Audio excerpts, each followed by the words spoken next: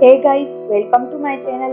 आज की video my sassy girl के एपिसोड 17 और 18 की होने वाली है। अगर आप मेरी चैनल पे नए हो तो चैनल को सब्सक्राइब जरूर कर दीजिए। एपिसोड स्टार्ट होते ही हम देखते हैं कि म्यूंगी दारहान से मिलती है। उसे तो वो बहुत पसंद आ जाती है।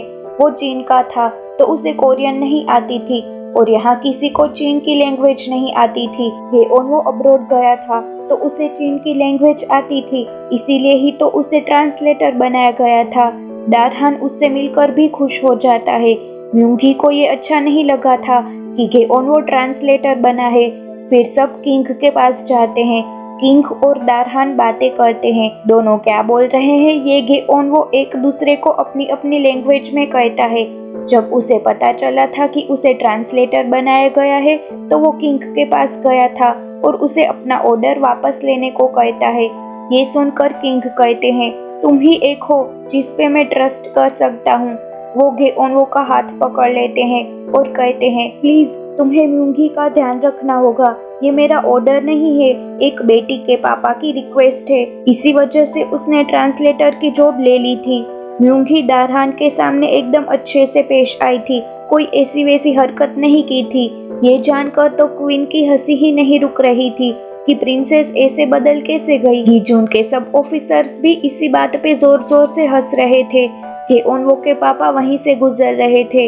हंसने की आवाज सुनकर वो उनके रूम में जाते हैं और कहते हैं, अभी तक प्रिंसेस की शादी नहीं हुई है तो इतनी जल्दी खुशी मत मनाओ। कि उनवो दारहान की सब बातें ट्रांसलेट कर रहा था। ये सुनकर म्यूंगी उसे टोंट मारती है कि तुम बहुत अच्छा काम कर रहे हो, मेरी शादी में भी यही करना। कि उनवो कुछ नहीं बोल पाता है। फिर वो दारहान के साथ बातें करता है। दारहान उसे पूछता है, तुम म्यूंगी के क्लोज हो? कि उनवो कहता है, मैं यहाँ ट्यूटर था, इस वजह से उसे पहचानता हूँ, हम क्लोज नहीं हैं। ये सुनकर दारहान कहता है, अगर तुम उसके क्लोज होते तो अच्छा होता। मैं प्रिंसेस को जानता ही नहीं हूँ और अब पूरी लाइफ उसके साथ बितानी है। मुझे उसके बारे में सब जानना था। इनुच म्यूंगी को पूछता है कि प्रिंस कैसे दिखते हैं? मैंने सुना वो बहुत हैंडसम है। ये सुनकर तो म्यूंगी को गेओनवो याद आता है, पर उसे गेओनवो पर गुस्सा आ रहा था क्योंकि गीजून ने ट्रांसलेटर के लिए उसको रेकमेंड किया था। गीजून कैसा आदमी है ये जानकर भी गेओनवो ने ऑफर एक्सेप्ट कर ली, इस वजह से वो उससे नाराज थी। गेओनवो की मॉम प्रेयर कर रही थी कि प्रिंसेस को मेरे बेटे से दूर रखिए। तभी गेओन ही आके कहती है कि चीन के प्रिंस यहाँ आ गए हैं, उनसे शादी करके प्रिंसेस चली जाएंगी। ये सुनकर तो मॉम बहुत ही खुश हो जाती है। वोंजा कुछ खा नहीं रहा था, वो बहुत नाराज था क्योंकि उसकी प्यारी बहन शादी करके उससे बहुत दूर जाने वाली थी। वोंजा उससे पूछता है, तुम सच में शादी करके जाओगी? पर उसे पता नहीं था कि म्यूंगी ये सब उसके लिए ही कर रही है। किंग दादी को बता देते हैं कि म्यूंगी की मॉम जिंदा है और म्यूंगी उसे ही ढूंढ रही थी। वो दादी से पूछते हैं, अब मुझे क्या करना चाहिए? उसे चीन भेज देना सही होगा? दादी कहती है, म्यूंगी की मॉम के जिंदा होने से यहाँ कुछ बदलेगा नहीं। अगर हम अभी उसे ढूंढेंगे तो उसकी जान को खतरा होगा। अभी के लिए हमें ये बात भुला देनी चाहिए, यही सही रहेगा। तुम अपनी बेटी और बेटे को प्रोटेक्ट करो। किंग भी इस बारे में सोचते हैं। बायुल से म्यूंगी को पता चलता है कि जब उसकी मॉम को पैलेस में से निकाला गया था तब रास्ते में उन पे अटैक हुआ था। उस अटैक में जो भी मेट्स उसकी मॉम के साथ थी वो सबकी या तो मौत हो गई थी या तो वो मिसिंग थी। म्यूंगी सोचती है उसे कुछ बता सके ऐसा कोई बचा ही नहीं था और ना तो 10 साल पहले का हिस्टोरिकल रिकॉर्ड था। दूसरे दिन म्यूंगी दारहान को शहर दिखाने ले जाते हैं कि वो भी उनके साथ ही था। दोनों को एक दूसरे के साथ खुश देखकर उसे बहुत हर्ट होता है। फिर तीनों एक आर्चरी कंपटीशन देखते हैं। जो भी इंसान निशान लगा लेता है उसे हेयर पिन मिलने वाली थी। ये देखकर दारहान कंपटीशन में पार्ट लेना चाहता था और जीत के म्यूंगी को हेयर पिन दिलाना चाहता था।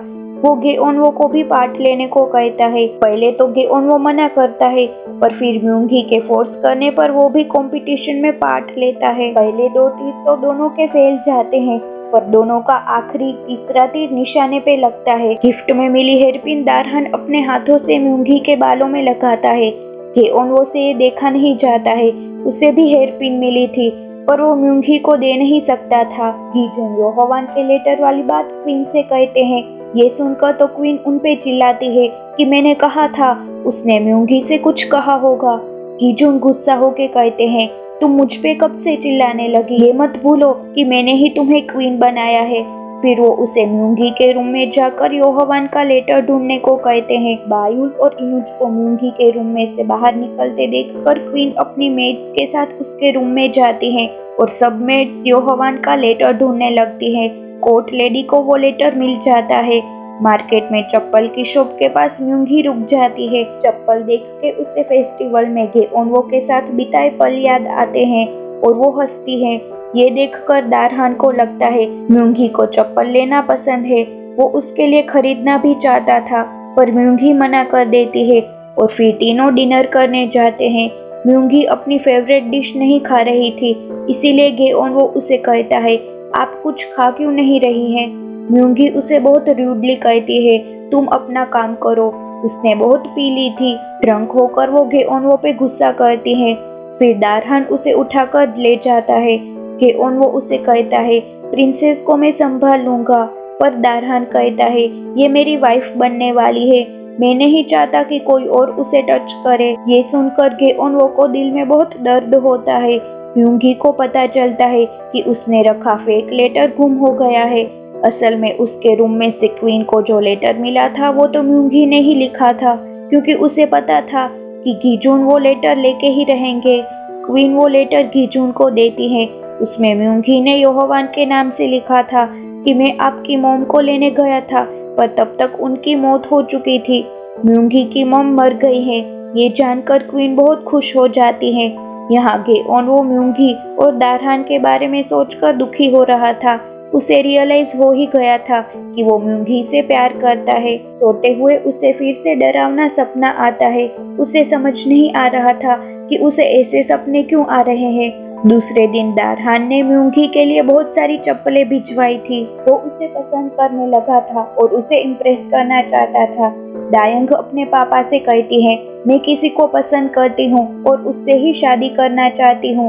अपनी बेटी गेओनवो से शादी करना चाहती है। ये सुनकर तो गीजुन उसे तुरंत ना बोल देते हैं कि ऐसा हरगिज नहीं होगा, क्योंकि गेओनवो के पापा तो उसके दुश्मन थे। दायंग कहती है, आज तक मैंने आपसे जो भी मांगा है वो सब आपने मुझे दिया है, अब मुझे गेओनवो भी चाहिए। दारहान पैलेस में सबके साथ लंच करता है।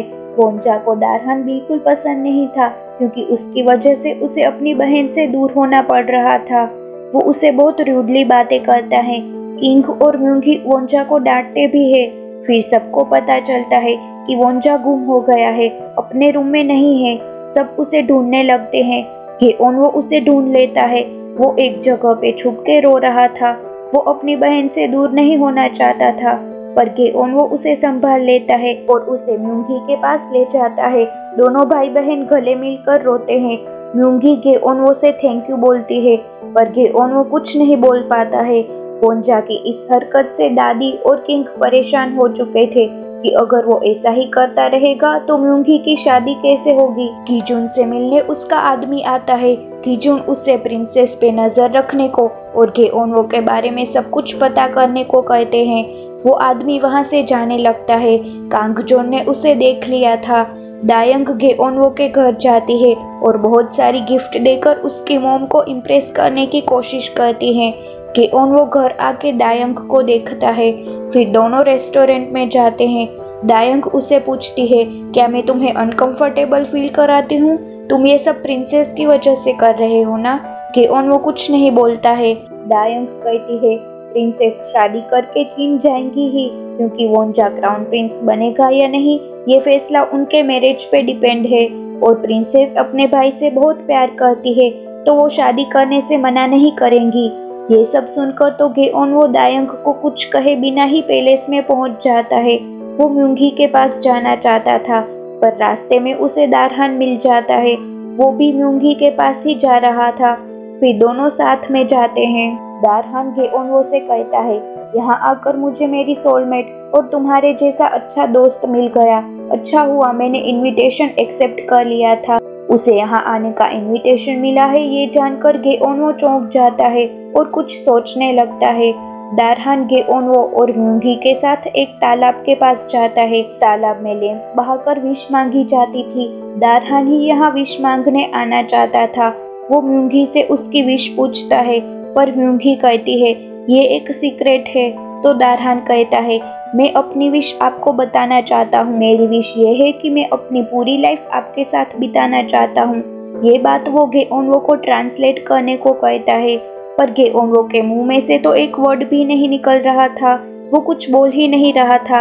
ये देखकर दारहान फिर से उसे ट्रांसलेट करने को कहता है, पर गेओनवो कहता है मैं ये नहीं कर पाऊंगा। ये सुनकर म्यूंगी और दारहान दोनों चौंक जाते हैं। हमें गेओनवो की आंखों में दर्द साफ साफ दिखाई देता है। इस तरह ये एपिसोड पूरा होता है। अगर आपको ये एपिसोड अच्छा लगा या मेरी एक्सप्लेनेशन अच्छी लगती है तो लाइक एंड शेयर कर दीजिए और मेरी चैनल को सब्सक्राइब करके बेल आइकन को भी प्रेस कर दीजिए। मिलते हैं नए एपिसोड के साथ।